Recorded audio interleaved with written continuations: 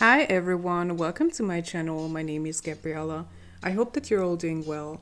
In today's video, I will be reviewing the Jacques Herbin Éclats watercolor inks that were my Christmas gift slash birthday gift for myself. I originally purchased 12 colors and those are the ones that will be featured today.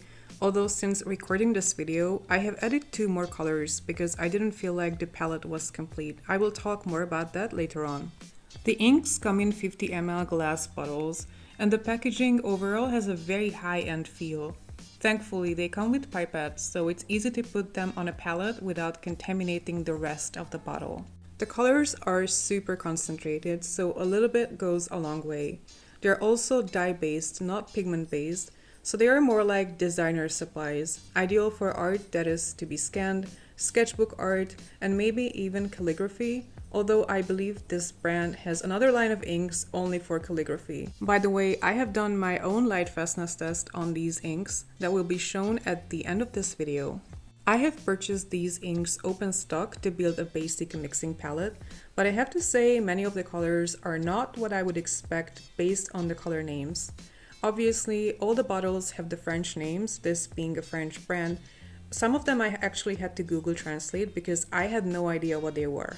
The color names are otherwise conventional names that you would find in regular artist-grade watercolor brands.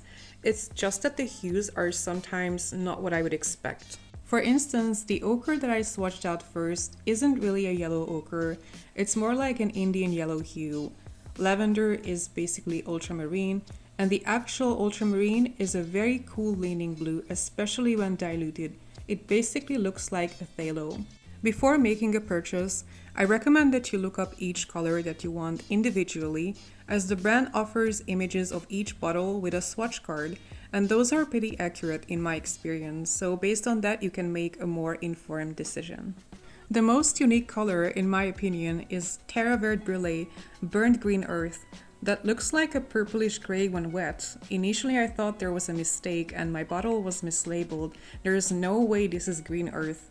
But as it dries, it turns into a deep, muted turquoise-leaning green. I show you this color on another piece of paper where I did some tests with it. So this is Terra Verde Brûlée Dry, and it's a pretty good mixing color actually.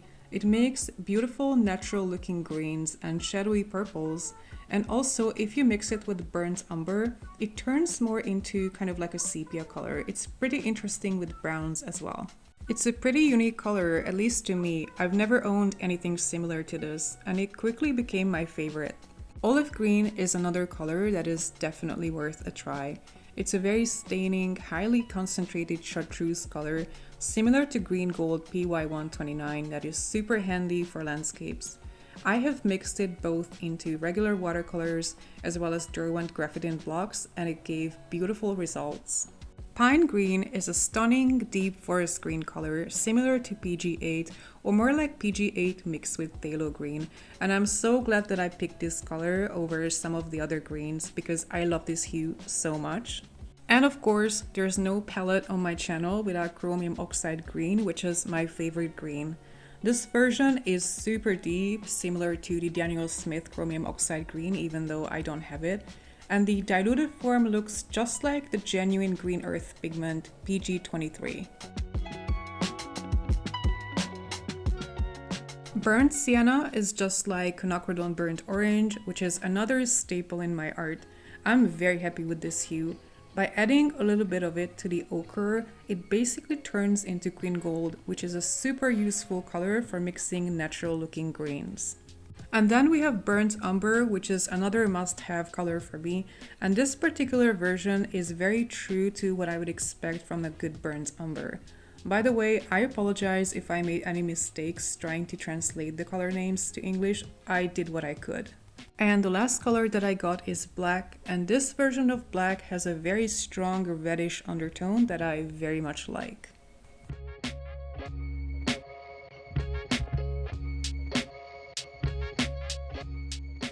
Here I'm trying them out wet on wet, and the colors mix pretty well and have a very decent flow. Although I have to say I have tried other inks that spread more than this one. You really have to drench the paper with water for them to flow well.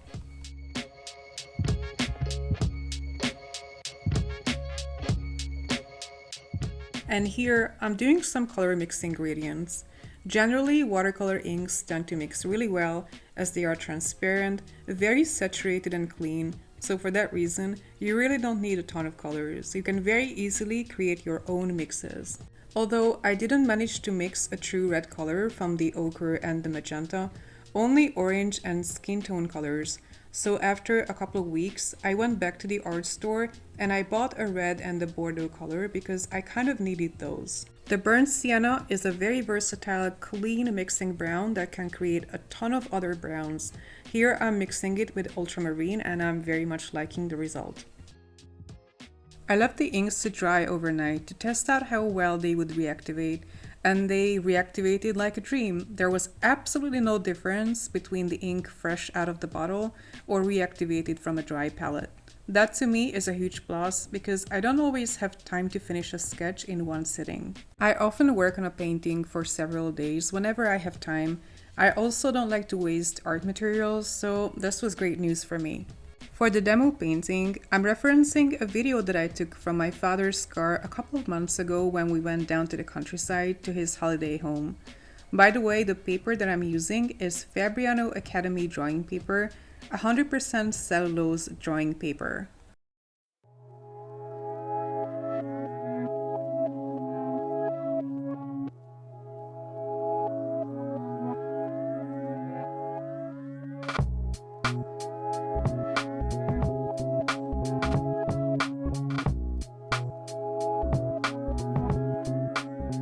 The inks work really well wet on wet, just what I needed for this winter sketch. As for painting with them, I have to say they are quite different from watercolors. They feel very light and subtle, they sink right into the paper, and as they dry, they immediately become permanent. I found it nearly impossible to lift any of the colors. I accidentally created some harsh edges in the sky that normally I could have very easily softened by my brush if these had been watercolors. But with these inks, it was quite a different story. I definitely feel like I need to practice some more with these inks. You can easily tell that the layers don't mix with each other. Every layer just kind of sits on top of the previous one without disturbing it. They are pretty transparent, so you can distinguish each layer. It really does feel like I'm painting with inks, not watercolors.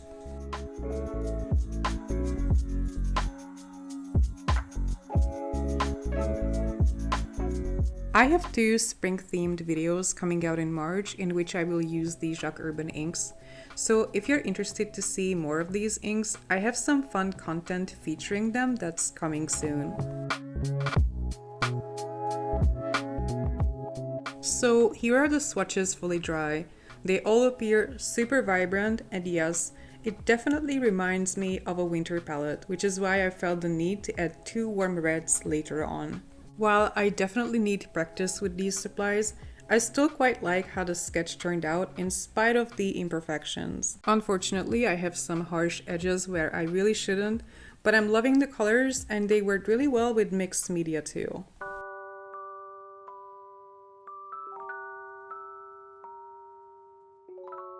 I recently did a 1-month Lightfastness test on all the watercolor inks that I own, that is to say Renaissance Liquorel, the Jacques Herbin Éclats, and the Pebeo Colorex watercolor inks. A traditional pigment-based artist-grade watercolor would normally be tested for at least 6 months, preferably a year to give accurate results. Now in this case, all of these supplies are dye-based with limited lightfastness, so I didn't see the point in doing a longer test.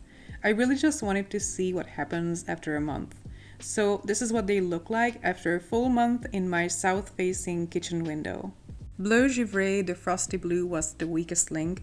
It started fading very badly in less than a week, but the rest of the colors didn't show any sign of fading before the end of the 3rd week, and they actually held up pretty well.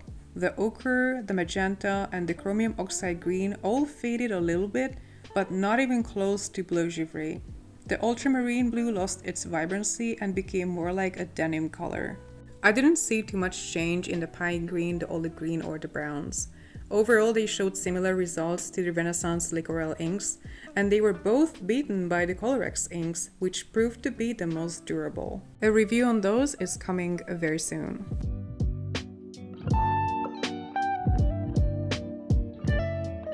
Okay, so that's it for today. I hope you enjoyed this video. If you did, please give me a thumbs up and leave me a comment. Thank you for watching this to the end. Take care and see you next time. Bye!